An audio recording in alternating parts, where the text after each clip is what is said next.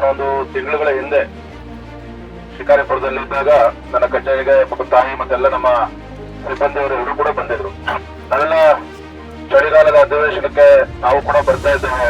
ರಾಜ್ಯದ ಮೂಲೆ ಮೂಲೆಗಳಿಂದ ಎಲ್ಲರೂ ಕೂಡ ಬರ್ತಾ ಇದ್ದಾರೆ. ಏನು ಗ್ರಾಮ ಪಂಚಾಯತಿ, ಜಿಲ್ಲಾ ಪಂಚಾಯತಿಗಳಲ್ಲಿ, ನಗರ ಸ್ಥಳೀಯ ಸಂಸ್ಥೆಗಳಲ್ಲಿ ಕಾರ್ಯನಿರ್ವಹಿಸ್ತಾ ಇರ್ತಕ್ಕಂಥ MRW, VRW ಮತ್ತು URW ಕಳೆದ 17-18 ವರ್ಷಗಳಿಂದ ತಾವು ಸೇವೆಯನ್ನು ಸಲ್ಲಿಸ್ತಾ ಇದ್ದೀರಿ.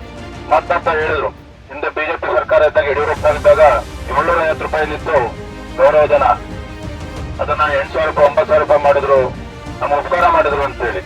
ನಾನಿವತ್ತು ಹೇಳ್ತದನ್ನು ಉಪಕಾರ ಅಲ್ಲ, ಯಾವುದೇ ಒಂದು ರಾಜ್ಯ ಸರ್ಕಾರದ ಕರ್ತವ್ಯ ಅದು ಉಪಕಾರ ಅಂತ ಹೇಳಿ ಅವತ್ತು ಕೂಡ ತಾವು ಅನ್ಕೋಬಾರ್ದು. ಯಾಕಂದ್ರೆ ತಾವು ವಿಕಲಚೇತನರಾದ್ರೂ ಸಹ ಶಕ್ತಿ ಮೀರಿ ಪ್ರಾಮಾಣಿಕವಾಗಿ ತಮ್ಮದೇ ಆದ ರೀತಿಯಲ್ಲಿ ತಾವೆಲ್ಲರೂ ಕೂಡ ಸೇವೆಯನ್ನು ಸಲ್ಲಿಸ್ತಾ ಇದ್ದೀರಿ. ಮುಂದಿನ ವಾರ ನಿಶ್ಚಿತವಾಗಿ ತಮ್ಮೆಲ್ಲರ ಪರವಾಗಿ, ತಮ್ಮ ಧ್ವನಿಯಾಗಿ ನಾನು ಸದನದಲ್ಲಿ ವಿಚಾರವನ್ನ ಮಂಡನೆ ಮಾಡ್ತೇನೆ. ಮತ್ತೆ ಮುಖ್ಯಮಂತ್ರಿ ನೇರವಾಗಿ ಕೇಳ್ತೇನೆ, ನೀವೇ ಕೊಟ್ಟಿರ್ತಕ್ಕಂಥ ಭರವಸೆ ಇದು, ನೀವೇ ಕೊಟ್ಟಿರ್ತಕ್ಕಂಥ ಭರವಸೆ ಇವತ್ತು ಕಾಯಂಗೊಳಿಸೋದಾಗ್ಲಿ, ಇವತ್ತು ಕನಿಷ್ಠ ವೇತನವನ್ನ ಹೆಚ್ಚು ಮಾಡ್ತಕ್ಕಂಥದ್ದಾಗ್ಲಿ, ತಾವೇ ಇವತ್ತು ಭರವಸೆನ ಕೊಟ್ಟಿದ್ರೆ. ತಮ್ಮದೇ ಸರ್ಕಾರ ಬಂದು ತಾವೇ 1 ವರ್ಷ ಕಳೆದಿದೆ.